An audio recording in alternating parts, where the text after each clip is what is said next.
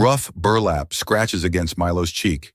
His small hands bound behind him clench. Beside him, Beck, barely 12, assesses the crowd. Vultures circling prey they don't yet know is armed. $3, the auctioneer sneers. Martha Langley's boots hit the dirt. A silent vow echoes in her heart. Not this time. Airbacks standing still beside a hand-painted sign that said, Orphans, $3 apiece. Sis, no names, no ages, just that. Martha Langley stepped down from her wagon, boots striking the dirt like a challenge. No one noticed at first. No one ever did. The town had long since stopped caring where the widow Langley went or why. She did her shopping twice a month, always in black, always silent, never lingering for gossip or prayer meetings. But now she walked straight into the crowd that had formed around the post where the boy stood, and every head turned. Not because she looked strange, but because her eyes did. The auctioneer, a red-faced man with 2 short suspenders, cleared his throat. Ma'am, you here for one? She didn't answer. One of the boys swayed, the tallest. He was older, maybe 11, maybe 12. His knees buckled slightly, but he caught himself. The other 2 didn't move. $3 each, the man said again, scratching at his neck. Farmer up north said he might take Monsieur USAM for sheep herding. Martha stepped closer, still didn't speak. The auctioneer looked nervous now. You understand, ma'am. These boys ain't house-rained. Don't talk much. Don't cry either. Haven't eaten today. They've been like that since sunrise. Orders from the cellar. Don't untie the sacks. Still nothing. Could be mute. Could be worse. He chuckled awkwardly. You don't know what you're buying is all I'm saying. Martha reached into her coat, pulled out a worn leather purse. Inside were 6 silver dollars and 1 folded scrap of paper that smelled like lavender and dust. She pressed the coins into the man's palm. All 3, she said. He blinked. Pardon. Untie them. But now the crowd watched with breath held and mouths open. The man hesitated, then muttered something under his breath and stepped forward, knife in hand. One by one, he cut the rope binding each sack. The fabric fell away. The oldest boy had pale blue eyes too wide for his thin face. His jaw was clenched, but he didn't flinch. The middle one had a bruise under one eye and a scab on his lip. His eyes darted between faces, not focusing on any of them. The smallest, just a child, no more than 6, stared straight at Martha. Then he whispered, Mrs. Langley. Not loud, not scared, just certain. The crowd rustled. Someone coughed. A woman muttered, How does he know her? Martha didn't answer. She stepped forward, placed a hand on the boy's shoulder, then the middle one, then the eldest. Come with me, the auctioneer called after her. You don't even know their names. But she didn't stop. She didn't need their names. She just needed them to live. They rode back in silence. The boys sat in the back of the wagon, clutching their knees, eyes on the road. She didn't ask them questions, didn't hand them bread or water. Not yet. Martha knew better than to offer comfort too quickly. It scared the ones who'd been hurt the worst. Her house sat on the edge of the valley where the pines grew taller and the creek ran fast. The fields had long since gone to seed. The barn leaned to one side and the windows hadn't been scrubbed in months. But it stood, and it was hers. The boys didn't move when she stopped in front of the porch. Inside, she said. The eldest was the first to jump down. He helped the others without a word. They followed her into the house like shadows, steps quiet, breath tighter than it should have been. Inside, the stove still held warmth from the morning. She set a kettle on, opened a cupboard, pulled down a jar of dried beans and a sack of flour. Sit, she said. They did. She stirred batter with one hand, watched them with the other. What's your name? She asked the smallest. He hesitated. Mo, he whispered. She nodded. Yours? The middle one looked down. Harris. The oldest looked at her a long time before he spoke. Beck. She set the pan on the stove and began spooning batter into it. I'm Martha. You said my name, Milo. How'd you know it? He shrugged. Just knew. Did someone tell you about me? No. Did we meet before? He shook his head. Then how? He looked at her. Really looked like a boy too young to lie, but too old to trust the truth. I heard it when I was sleeping. A lady said it. She said, Martha Langley will come. She'll take you home. The batter sizzled. Beck stiffened. Harris glanced at the floor. Martha didn't move. What lady? She didn't say her name. Milo scratched at his wrist, voice barely audible, but she was kind and warm like you. The room was quiet for a long time. Then Beck stood. I don't care how he knew your name, he said, but if you're going to hurt us, do it quick. Don't drag it out. Martha turned, brow furrowing. I won't hurt you. They all say that. Well, she said, flipping the pancakes. I won't say it again.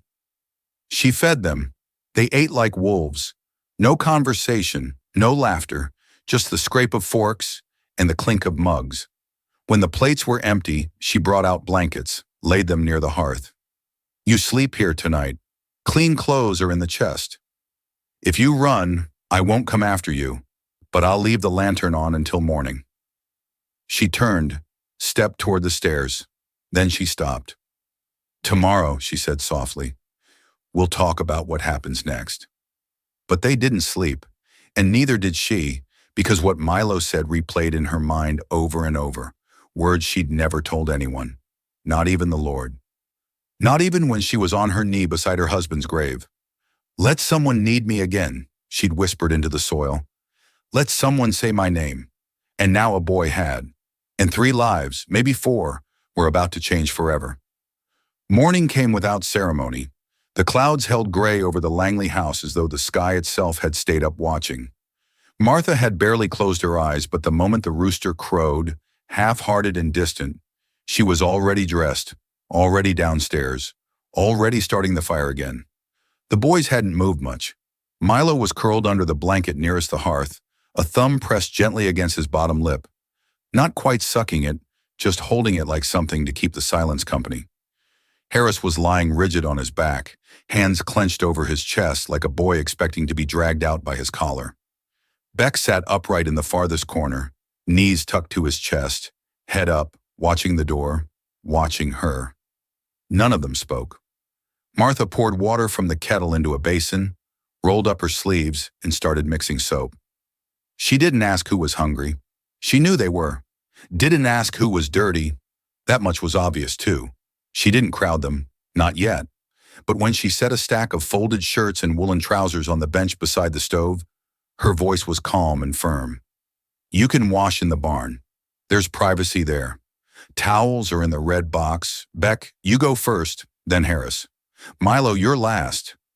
Don't come back in until you're clean. None of them moved at first. Beck's jaw tightened. Why are you doing this? Because I want to. People don't do things just to be kind. She met his eyes. That's because people forget how much kindness can cost. He didn't answer. But a minute later, he got up, took the clothes, and disappeared through the back door. By the time Harris had followed, Martha was already mixing oats into a pot of boiling water, slicing apples, and adding cinnamon she'd saved for a day she didn't think would come. Milo lingered in the doorway after the other 2 had gone, small shoulders hunched. Can I keep my name? He asked. She turned. Why wouldn't you? He looked down. People change them if they take you in. I won't. Good, he whispered, 'cause I think God gave it to me. Something in her chest wavered. You warm enough? She asked. He nodded. Go on then. He trotted barefoot toward the barn.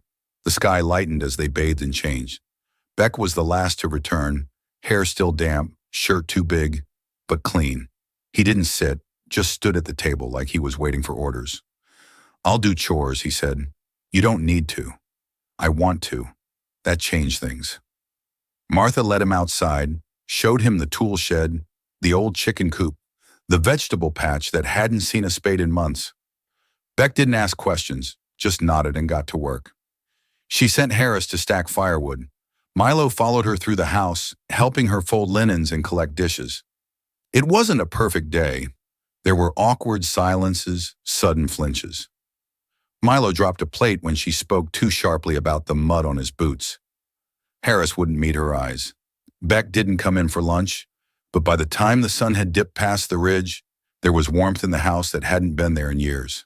And then a knock. 3 short raps. Martha froze. The boys looked up. She opened the door and found Reverend Jacob Stokes standing on her porch, tall, lean, in a black coat with hands folded like he was praying, even when he was. "Afternoon, Martha," he said. "Heard you made a purchase in town." She stepped outside, closed the door behind her. "I brought them home. Wasn't sure it was you. Some of the townsfolk thought you'd gone mad. Maybe I have. They're not livestock, I know. They've been passed between more homes than most dogs, Martha. People take them, then bring them back.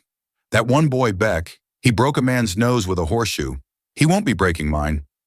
Reverend Stokes looked at her for a long time, then sighed. "You want me to help get their names written with the county clerk? Make it official." "Not yet. I need to know they'll stay. I wouldn't count on that." "Not with their history." She looked past him at the hills, then back. "Then I'll make new history." He smiled faintly. "You always were stubborn. I learned from the best." He tipped his hat, turned to go. "Martha," she looked back. "I hope you know what you're doing. Taking in one boy is hard enough. 3, that's a resurrection," she didn't reply. Inside, Milo was peeking from behind the curtain. Who was that? Just someone who worries too much. "He's scared," Milo said, "of what might happen to us." "So am I." That night, she pulled out an old Bible from her trunk, set it on the table. The boys watched. "I read from this when I was your age," she said. "Sometimes it helped, sometimes it didn't, but I thought maybe you'd want to hear something from it tonight." They didn't answer, so she read anyway. "He saith the solitary in families. He bringeth out those which are bound with chains." She didn't look up, just turned the page and kept going. By the time she closed it, Milo was asleep on the bench. Harris was curled up in a blanket, and Beck, though his eyes were open, wasn't watching the door anymore. He was watching her. She blew out the lantern, and for the first time in years, the silence of the house didn't feel empty. The next morning, there was blood in the snow. Not a lot, just a trail, thin and broken, leading from the back of the house toward the trees. Martha followed it, heart tight in her throat. The boys were still asleep. At least she thought they were. She hadn't woken them, not yet, not until she knew. The trail twisted between the trees, barely visible, interrupted by boot prints, too small for a man, too heavy for a fox. She followed it past the fence line, down the ravine, and into the copse where the pines grew thick. And there she found him, Beck kneeling beside a snare trap, his hand wrapped in cloth, face blank. A rabbit struggled in the loop beside him, half dead, bleeding from the belly. "I didn't mean to," he said. Martha stepped closer. "I wanted to help. Thought I could get breakfast, but it fought me." He didn't cry, didn't wince, just stared at the rabbit, then at her. "Will it die?" "Yes." "I'm sorry." She crouched, gently, took the animal, and ended its pain with a rock. Quick, silent. She wrapped it in a cloth and looked at his hand. "You need stitches. I've had worse. I'm sure you have, but you won't again, not here." She cleaned the wound back at the house, stitched it by lamplight while he stared straight ahead. Harris and Milo sat at the table, silent, watching. "I want to learn to trap right," Beck said. "You will. And to shoot." "Why?" "So I can protect them." Martha met his eyes. "All right, but not today." He nodded. When he lay down that night, he didn't curl against the wall. He lay facing the room, facing them, facing her. And Martha, after the boys had drifted off, whispered into the dark, "Thank you." She didn't say who she was thanking. She didn't need to. It was the scream that tore her from sleep. Not a startled cry, not a childish whimper, but a raw animal scream that wrenched through the walls like it had torn itself straight from the spine. Martha bolted upright, heart slamming. It was still dark, maybe an hour before dawn, but there was no mistaking where it had come from. The boys' room. She didn't bother with slippers. Her nightgown tangled around her ankles as she rushed down the hall, nearly colliding with the doorframe. She flung it open. Beck was thrashing. His body was slick with sweat, sheets twisted around his legs, one hand clawing the air like he was reaching for something in a fire. His eyes were shut tight, but his mouth was open wide, the scream still echoing out of him, hoarse now and breaking. Milo was sitting up in the cot beside him, hands over his ears. Harris stood frozen by the window, too afraid to move. "Beck," Martha said sharply. "Wake up." He didn't. His arms jerked. A choked sob rose up. Words barely began to form in the cries. "Stop. Please stop. Not again. No more, please." Martha didn't hesitate. She crossed the room, dropped to her knees beside him, and gripped his shoulders. "Beck, it's not real. You're safe. You're home." His eyes flew open. His whole body snapped rigid as if he'd been doused in cold water. Then he gasped one huge rattling breath, and he recoiled so fast he nearly fell from the bed. "Don't touch me," he shouted. "It's Martha," she said calmly, not moving. "You were dreaming." He blinked, looked around the room like he didn't recognize it. His chest heaved. Sweat rolled down his temples. Milo had started crying softly, a broken sort of sound like someone trying not to cry and failing. Beck covered his face. "I'm sorry. I didn't mean to wake anyone. I didn't mean." His voice broke. Harris stepped forward, still pale but steady now.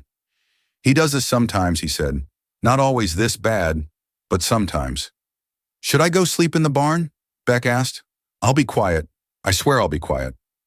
"No one's going to the barn," Martha said. "You're staying here." He lowered his hand slowly. "I scared him," he said, nodding toward Milo. Milo wiped his eyes with the sleeve of his shirt and whispered, "It's okay." "I dreamed he was back," Beck said. "The one who bought us before the last place.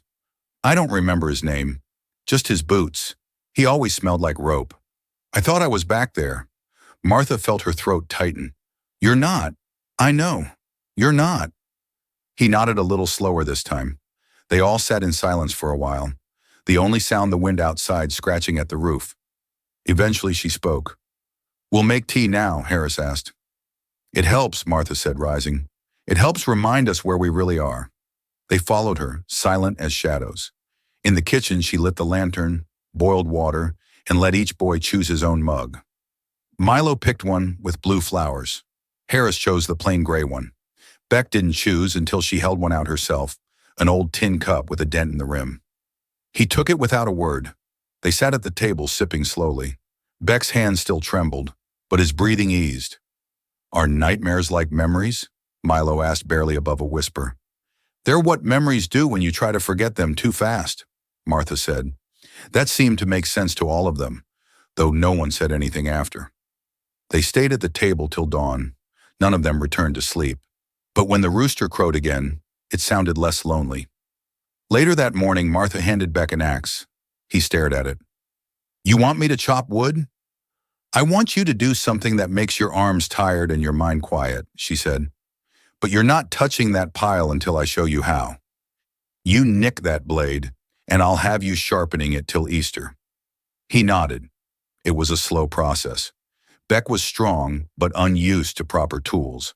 He'd been handed things before, knives, belts, ropes, but never taught to use them right. Martha corrected his grip, showed him the difference between splitting a log and splitting a knuckle. By noon, he was sweating and focused, and the pile of kindling was growing. Harris helped her in the garden. He didn't talk much, but she saw how he handled things carefully. Seeds, roots, dirt, as if they might vanish if pressed too hard. When he found a worm, he picked it up gently, set it aside, and kept digging. "Did you ever have a family?" he asked suddenly. "I did." "Where are they now?" "Gone." He didn't press, just nodded. Martha appreciated that. Some boys asked to wound. Others asked because they were looking for parts of themselves. Harris asked like he was trying to see how much loss he might survive. Inside, Milo was sweeping, not because anyone told him to, but because he liked making little lines on the floor. He sang to himself softly, old hymns without full verses, just fragments he remembered. "This little light of mine," he murmured again and again, not seeming to realize she could hear. That afternoon, Martha found herself humming the same tune while baking. 3 days passed, then 4, then a week. The boys began to change, though none of them noticed it. Harris started reading aloud by the fire. He wasn't good at it. He stumbled over long words, but Milo always clapped anyway. Beck stopped asking to do chores. He just did them. Martha caught him once repairing a hinge on the barn door with a nail he'd found. And when she asked who showed him how, He shrugged. You did, he said, when you fixed the gate latch. Milo began leaving little drawings under her pillow. Crayon things smudged and barely decipherable, but always with her in them, always with the word home scrolled somewhere in the corner. But it wasn't perfect. One night, Harris came home with a black eye. Martha saw it the moment he walked in. What happened? Nothing. Don't lie to me. He looked at his feet. Town boys said we were trash, called Beck names. I told them to stop. They didn't. Did Beck fight back? No, he just stood there. Why didn't you run? He shrugged. We don't run anymore. Martha knelt. Let me see. He lifted his chin. She touched it gently. You're brave, she said. Foolish too. Sometimes they are the same thing. She cleaned the wound. That night she made hot stew and let them all sit closer to the fire than usual. Beck didn't say much, but he slid Harris an extra slice of bread when he thought no one was looking. A letter arrived the next morning, postmarked from town. Martha almost didn't open it, but the handwriting was familiar, tight, legal. It was from the county. She read it twice, folded it, put it in her apron pocket. After breakfast, she asked the boys to sit. I've been asked to bring you into town, she said. The room went still. Why? Beck asked. They want to ask you questions. Make sure you're doing well. That I'm fit. We don't want to go, Milo said. You don't have to stay, she said gently, but you have to come with me. You have to show them what we've built here. Beck stood slowly if they try to take us. They won't. Not if we show them who you really are. Not what they've heard. Not who you were passed between, like property, but the truth. What we've become together. No one spoke for a long time. Then Harris nodded. All right. The ride to town was long. No one spoke. When they arrived, the courthouse loomed like a brick sermon. Inside, the hall smelled of ink and varnish. The clerk looked down at them with suspicion, but the boys stood straight. Milo held Beck's hand. Harris didn't fidget once. The man asked questions. Do you sleep through the night? Do you get meals? Do you feel safe? Each boy answered, calm, clear. Beck's voice only cracked once, and when it did, he lifted his chin and repeated the word stronger. Yes. When it was done, the clerk leaned back. You're lucky, he said. She could have left you to rot. Not many would take in 3 of you, not after what we've seen.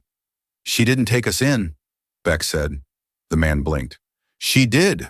We chose her. That night when they returned home, there was a new drawing under Martha's pillow. It was of 4 stick figures holding hands in front of a crooked little house with smoke from the chimney and stars overhead. On the roof, someone had written in big letters, found.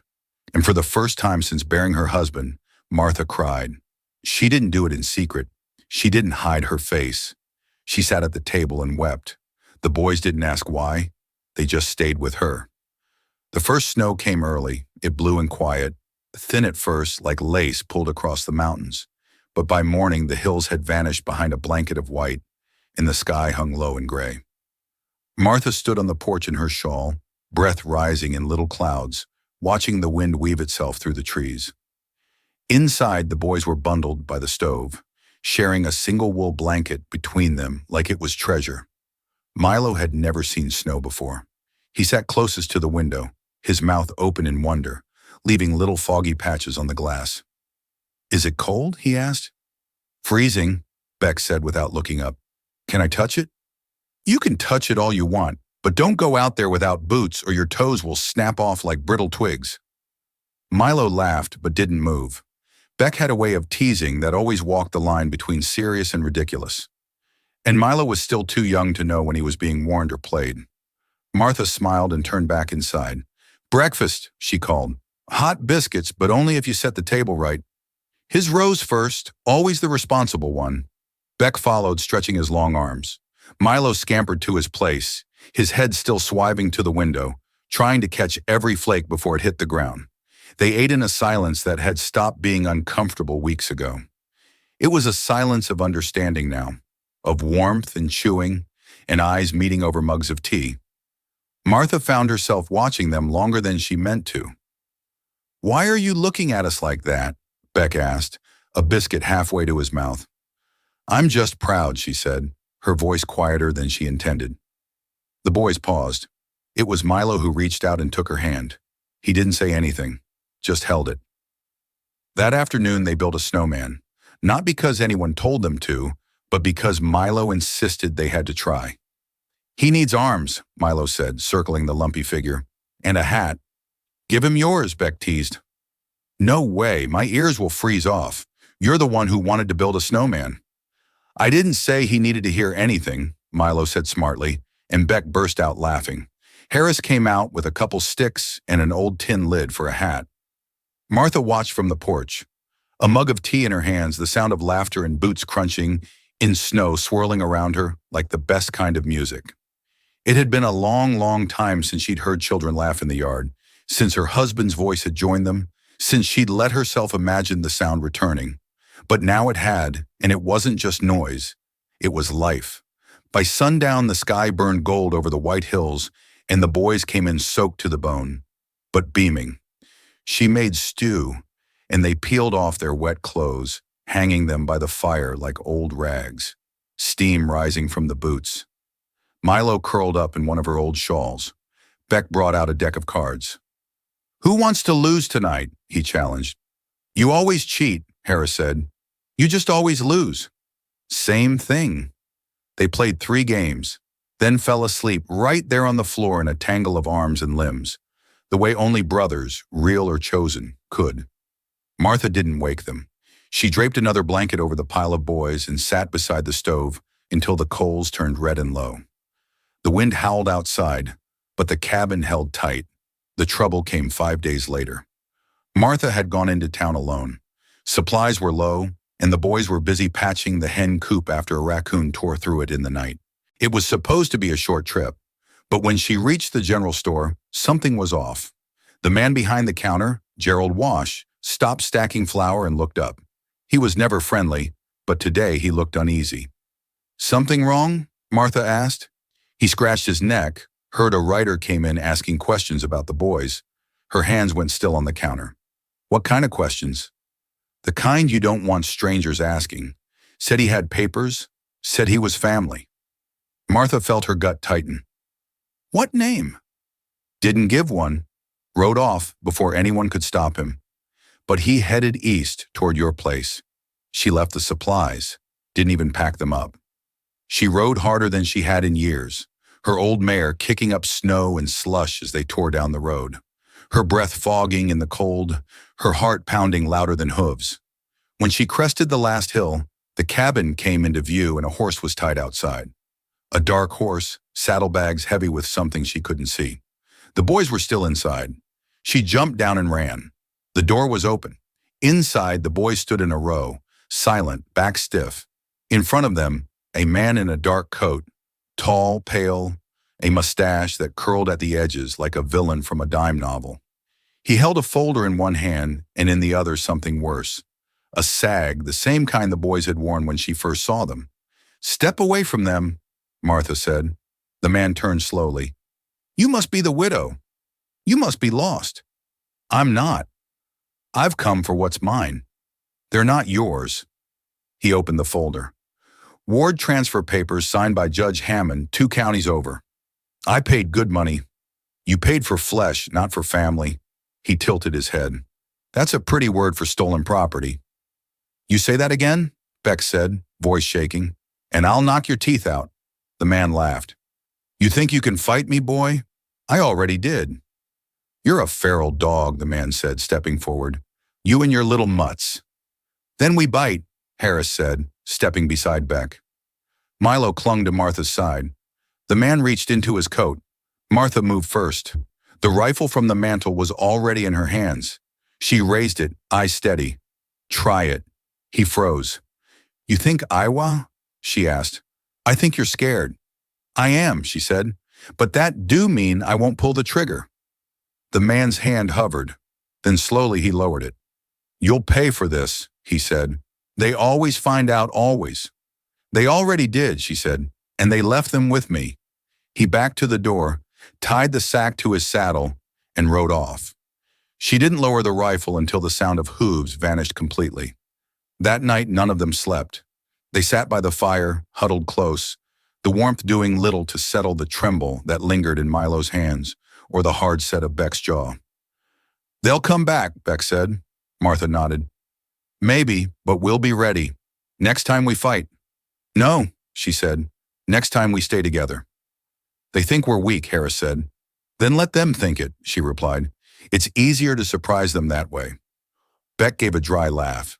The next morning she went into town again, this time with all three boys. She marched them into the courthouse, straight into the judge's office, and dropped the papers the man had left on the desk. "I didn't sign these," Judge Tomlin said, adjusting his spectacles. "Hammond's retired. Hasn't signed anything in years. Then someone's forging legal documents to snatch children." He pouted. "We'll handle this," he said. "You have my word." "I don't want promises," she said. "I want names and I want peace." He nodded. She left the courthouse with her arm around Milo's shoulders. That winter passed like a slow song.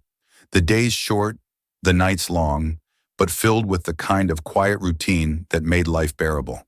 The boys learned to bake. Beck built a sled. Harris read every book in the attic and then reread them.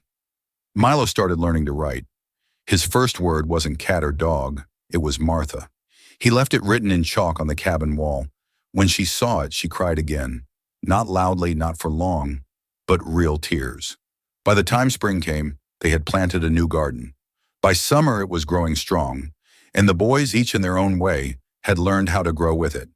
The garden rose bent in tidy arcs like stitched seams along the earth, and Martha moved between them with her sleeves rolled to her elbows and a basket in her arm, humming under her breath. By now, the boys could tell her mood from the hum. Today it was a calm one, soft and low like a hymn. The cabbage heads were full and tight, and Milo ran beside her, carrying the smaller basket, wobbling slightly under its weight. His handwriting had improved since winter. His R's still came out backwards sometimes, but his name, Milo, was sharp and proud on every paper she gave him. "Martha," he said, huffing as he walked behind her, "can we cook it all today?" She looked down at him. "You want cabbage stew again? We got Beck's birthday soon. Should make something special. It's not for 2 weeks. Then we got time to make it perfect." She smiled, brushing soil from a head of lettuce. "We'll think of something." Up near the coop, Beck and Harris worked in rhythm, shoveling, lifting, hammering. The boys had taken to the work like they'd been born into it, not dragged here with bags over their heads and bruises on their backs. Beck had grown a few inches taller since the winter. His sleeves didn't reach his wrists anymore, and Harris's voice had deepened just slightly, enough for Martha to hear it change, even when the boys pretended not to notice. Time was moving just slow enough to feel it in their bones. But peace, like all things, never lasted forever in places like this. The first warning came in the form of a letter. No name, no address, just folded parchment slipped into the crack of the door late one night. Martha found it when she stepped out with her lamp, the oil burning low. It was written in careful penmanship, but the words were sharp. "You stole them. That won't be forgotten." She burned it in the fireplace and didn't tell the boys. The second warning came 2 weeks later. A chicken was missing. Then a goat found dead, neck snapped, left with no signs of struggle. Beck found it before Milo could see. They buried it near the garden. "I think it was wolves," Harris said. "Wolves don't snap necks and leave the body untouched," Beck replied. "Someone sending a message." Martha didn't argue. She just started locking the door and keeping the rifle loaded. Beck's birthday came with storm clouds and thunder that trembled the window panes. They lit the cabin with every candle they could find. Milo made him a wooden whistle he carved himself. Harris gave him a hand-stitched pouch for carrying nails and tools. Martha gave him a new coat, dark wool, fine stitching. It had belonged to her late husband, but now it fit back almost exactly. "I can't take this," he said quietly, his eyes not quite meeting hers. "You already have," she replied. He wore it the next morning without saying a word. That was the day everything changed. It began with the dog. A stray mutt, yellow-eyed and ribs showing through his mangy fur, limped up to the property just before noon. Milo saw it first through the kitchen window. It was raining again, thin sheets that made everything look blurred. The dog stood near the edge of the treeine, staring at the house. "Dog," Milo whispered, tugging Martha's sleeve. She stepped over and squinted out the window. Not a good sign, she murmured. Beck had already gone outside. Go back inside, she told him through the window, but he shook his head. I just want to see. Then the dog ran, but not toward them, away, and just as it vanished into the woods, a sound rang out through the trees, a sound Martha hadn't heard in years. Gunfire. One shot. Then silence. Then three more.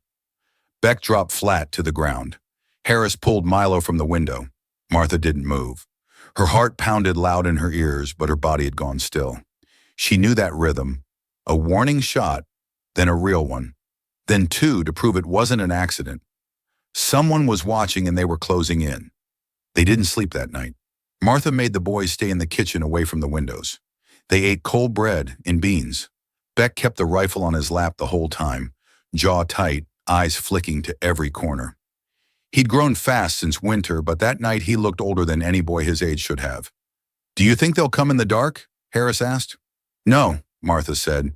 Cowards don't walk through shadows. They wait for light. So they waited, and the morning brought nothing but fog. Still, they stayed inside 2 days, 3. By the 4th day, they were low on food. I can go into town. Beck said I'm faster. You're a boy. She said they'll be looking for you. He didn't argue. Instead, she took the long trail, avoided the road. It cost her 3 hours each way. When she returned, her face was pale. What is it? Harris asked. There's a man in town. New keeps asking about me. Keeps asking if I live alone. Did you tell anyone? I didn't need to, she said. Sheriff already ran him out, but he wasn't working alone. That night, she unpacked a box she hadn't opened in years. Inside was her husband's old revolver, a spare box of ammunition, and a map. She unfolded the map across the kitchen table. There's a safe place 3 valleys over, a church-run homestead. They help families. If I leave tonight, I can speak with the pastor there by morning. You're going alone? Harris asked. I need someone to stay and keep you safe if I'm gone more than 2 days. We're not leaving, Beck said. She looked at him. If they come, he said, we stay together. That's exactly what I'm afraid of. But he didn't back down. In the end, she left at dusk, rode out with the revolver strapped to her side, a satchel of dry bread and jerky in her saddlebag, and the hope she'd return before anything went wrong. She didn't get far. By sunrise, she was less than 10 measured out when the storm hit. Not a storm of weather, but of sound, hoofbeats in the distance, then a whistle. She turned her horse down a narrow creek, but they were faster. Within an hour, she was surrounded by 3 riders, men in dust coats, faces covered in scarves, guns drawn. She didn't flinch. Where you headed, miss? The lead one asked. Church, she said. Not that it's any of your business. It's not, he said, circling her slowly. But those 3 boys you've been harboring are harboring, she spat. They were dumped like trash. I gave them a home. You stole them from someone who paid good money. Then maybe the system's broken. He laughed. Maybe it is. Doesn't change the law. Then maybe the law's broken too. You're awful brave, miss, for someone surrounded. I've got enough lead to fill all 3 of you, she said, lifting her revolver. And I've got friends, he said, whistling again. Behind her, 4 more men stepped out of the trees. She didn't lower the weapon, but she didn't fire either. Instead, she dismounted. If you take me, she said, you'll have to drag me. I'm not walking anywhere with men like you. You won't need to, the leader said. And then he struck her. But back at the cabin, the boys waited. First 1 day, then 2. By the 3rd, Beck couldn't sit still. She wouldn't leave us. She might have gotten stuck, Harris said. Injury, storm, anything.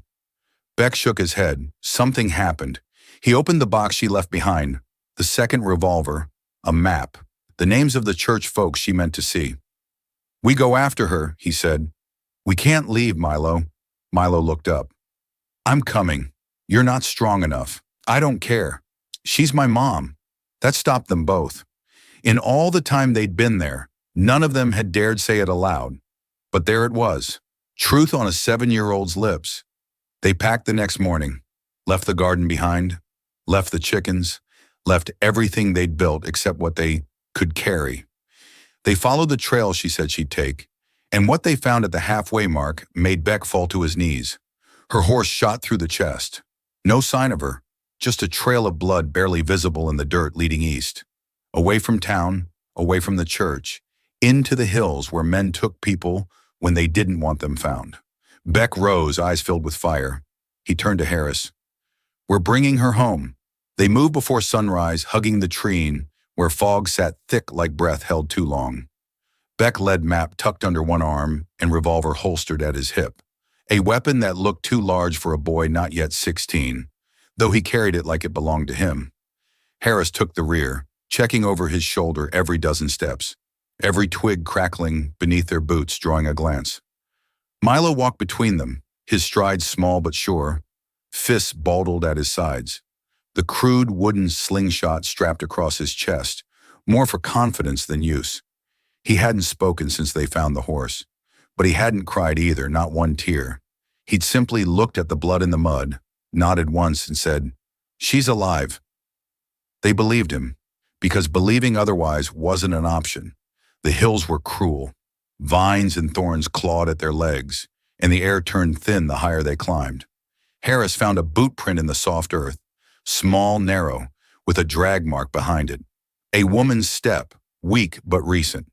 Beck knelt beside it, fingers tracing the indentation. His lips moved, but no sound came. A prayer, maybe, or a memory. "We're close," he finally said. "Real close." The cabin appeared by accident. They were cutting through a narrow gap in the rocks when Milo grabbed Beck's sleeve and pointed. Beyond the trees, through a lattice of overgrowth, sat a weather-beaten shack, tilted slightly as if the mountain itself had grown tired of holding it up. Smoke curled faint from the chimney, faint but alive. A red scarf hung from a nail on the porch, torn, familiar. "She's there," Milo whispered. "No guarantee," Harris said. "Could be a trap." "We can't wait," Beck answered. "We go quiet, fast, no noise." They crept forward. The boards of the porch groaned beneath Beck's boots. He motioned for Milo to stay behind the tree line. Harris followed close, knife drawn, crouched low. The door was cracked an inch. Beck pressed his ear to the frame. Nothing. He pushed. The hinges squealed and light spilled into a room choked with dust. The smell of old smoke and sweat and something metallic filled their noses. A table sat overturned, a chair broken, rope coiled on the ground, frayed at the ends. "Over here," Harris whispered, pointing toward a dark corner. "Martha." She was tied to the bedpost, wrists red and raw, her dress torn at the sleeves. Her eyes were open, half-lidded with exhaustion. Lips cracked, a bruise purpling beneath one cheekbone. She didn't flinch when she saw them. Didn't cry out, just smiled. "I knew you'd come," she said. Beck was at her side in an instant, cutting through the bindings with a blade that shook in his hand. "Did they hurt you?" he asked. "Not in the way they wanted," she replied, wincing as the ropes fell loose. Harris stepped to the window. No sign of them. "They'll be back," Martha whispered. "They only left to get supplies. There's more. They're not just after me, they're after the boys. Some new buyer. Said, 'Orphans like you fetch good coin, especially if you're broken in already.'" Milo's voice came from the door. "They're coming." He was supposed to stay back, but he stood there now, holding a rock in one hand, his eyes wide. 3 men coming up the trail. They had minutes less. Beck pulled Martha to her feet. She staggered. "I can run," she said. "You can lean," he replied, slinging her arm over his shoulder. The escape wasn't clean. The back door led to a ravine steep and littered with moss-covered stones. Beck went first, helping Martha slide down, Harris following close behind. Milo was last. He didn't make it halfway before the shout came from above, there down the hill. Gunfire tore through the quiet, splintering bark and kicking dust into the air. Harris spun, returning a single shot up the ridge. One of the men dropped, the others scattered, but not for long. "They'll circle," Beck said. "We can't outrun bullets." Martha gritted her teeth. "There's a mine shaft, old about half a mile east. My husband used to trap there. If it's still standing, it'll buy us time. Then that's where we go."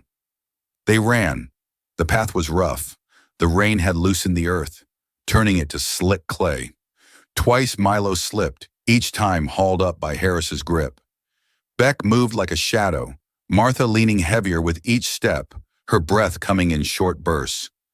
They reached the mine just as the sky darkened with incoming storm clouds. The entrance was half collapsed, boards sagging inward, but the tunnel still yawned open like a waiting mouth. Beck didn't hesitate. He led them in, lanterns swinging from his belt, the light barely cutting through the dark. Inside, the air was damp. Old rails lined the floor, rusted and crooked. A small cart sat on its side, filled with rocks and dirt. Farther in, Beck said, "We'll find a pocket to hide." Milo tugged at his sleeve. "What if it caves in?" "Then we take the risk because outside was worse." The echo of boots came less than 10 minutes later. 2 men, then a third, voices low and angry. "I told you I heard him down here somewhere. They won't get far. This place is a coffin." Beck positioned himself at a bend in the tunnel. He handed Martha the revolver. She looked at him startled. "You shoot if they get too close. No questions." "I won't let them take you," she said. He nodded once and slipped into the dark. The ambush was fast. Beck waited until the first man passed, then struck with a piece of iron rail, catching him across the temple. The second spun, shouting, but Harris tackled him from the side, knife flashing in the dim. The third raised his pistol, then went down with a gunshot from behind. Martha stood at the tunnel mouth, smoke curling from her weapon. Her hands shook. I didn't think I would." "You did," Beck said, helping her lower the gun. "You saved us. We're not safe yet." And they were. The last man wasn't dead. He groaned, reaching for his weapon, blood streaming down his cheek. "Please," he rasped. "I didn't. I was just doing a job." Beck looked at Martha. She stepped forward, leaned down, and took his weapon. "You tell whoever sent you," she said, voice firm and cold. "If they come near my boys again, I'll put the next one between their eyes." She stood. "We leave him. Let him crawl back." They exited the mine by a side A shaft Beck remembered from the map. It took them twice as long to circle the ridge and reach the base. But by sunset, they were clear of the hills, clear of the blood, the shack, the mine. By morning, they were home. It took weeks before anyone spoke of what happened. Milo finally asked one night, his voice soft as he dried dishes beside Martha. "Will they come back?" She didn't answer right away. "They might," she said, "but we're stronger now." Beck built a second fence. Harris set traps. Martha got a dog, a big solemn hound that slept at the foot of her bed, and never let the front porch sit empty. And slowly the fear faded, but not the memory. They planted a tree where the mine used to be, a small one, fragile, but growing. For them, it was enough. The tree didn't bloom until spring, but when it did, Milo was the first to notice. He burst through the front door barefoot, face stray with mud, shouting so loud that Martha dropped the pie tin she was drying. The hound barked once and bounded after him, tail high. "It's got flowers," Milo yelled. "Real ones, white." Martha followed him to the edge of the field where they'd buried the past. The sapling had pushed through the hard frost and stood barely shoulder high, covered in tiny blossoms. Fragile things, but brave. Beck knelt beside it, brushing a petal between calloused fingers. "Told you it would grow," he said. Harris stood behind him, arms crossed. "You said it would die in the first freeze."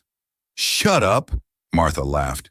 The boys were healing, not just from the bruises or the cold, but from something deeper. The kind of hurt that no one saw, the ache of not being wanted.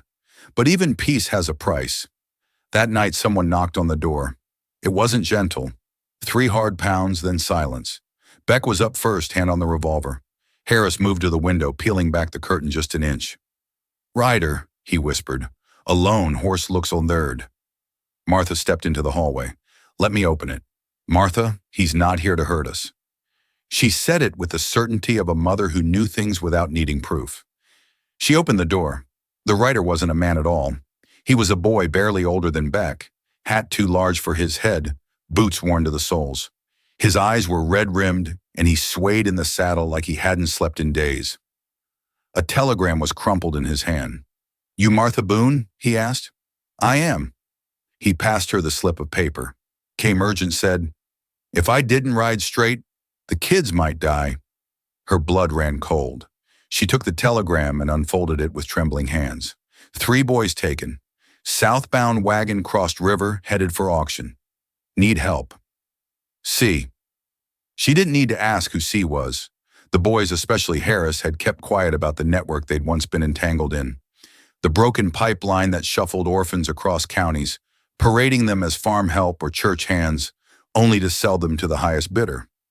Some boys escaped, some didn't, but some stayed and tried to stop it. C was one of those, and if C had sent this, it meant it was bad. "I'll ride," Beck said, already lacing his boots. "No," Martha said. "I will." The room froze. "You can't," Beck started. "I won't ask you to let me," she cut in. "I'm telling you, I've stood in this house long enough trying to make a home for boys who never knew what one looked like. If those 3 are out there, I'm not waiting for another grave tree to mark them." She turned to Harris. "Saddle both horses. We leave in an hour." He didn't argue. By dawn, they were halfway down the ridge, rain chasing them like wolves. The trail was narrow and slick, the river swollen from storms upstream. They crossed at the shallow bend where the rocks turned red with clay. On the far bank, Martha dismounted and knelt beside a hoofprint. "Wagon," she said. "Heavy 4 wheels. How far?" "Not more than a day." They pressed on. The land changed. Trees thinned. Fields turned to dust. At dusk, they came upon a trading post with its windows shuttered and the smell of blood hanging like smoke. The innkeeper was outside, sweeping broken glass into a heap. 3 boys came through here," Martha said. "Bound. One was limping." The man looked up, eyes hard. "Why should I tell you?" Harris took a single step forward. "Because if you don't, she'll ask again, and then I will." The man hesitated, then pointed south. "Wagon broken axle here. Fixed it by dusk, headed to Porter's Mill. Said something about a private auction." Harris cursed under his breath. Porter's Mill was a day's ride. Less if they didn't sleep. They didn't. By nightfall, they reached the edge of the valley. From the ridge, they could see smoke rising from the chimneys below. Dozens of tents pitched along the creek, men walking with rifles. A pen near the center made of stacked crates and barbed wire. 3 boys huddled. One clutched his stomach. Another had a sack still tied around his neck. Martha exhaled slowly. "We go in quiet."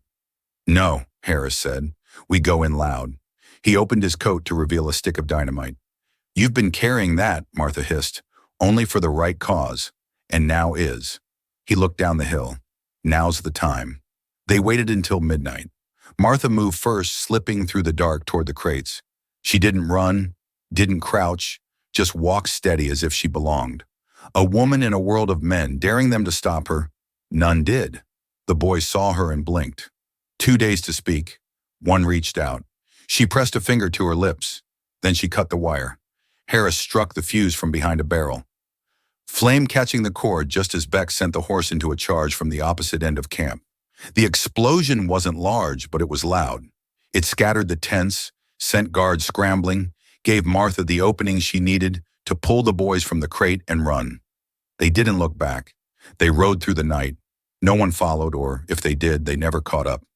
By dawn, they reached the tree again, still blooming. The boys were safe. But something had changed. Weeks later, C arrived. He rode a mule and wore a hat so wide it shadowed his whole face. But he smiled when he saw Martha. "You got my message." "I did." He reached into his coat and handed her a ledger.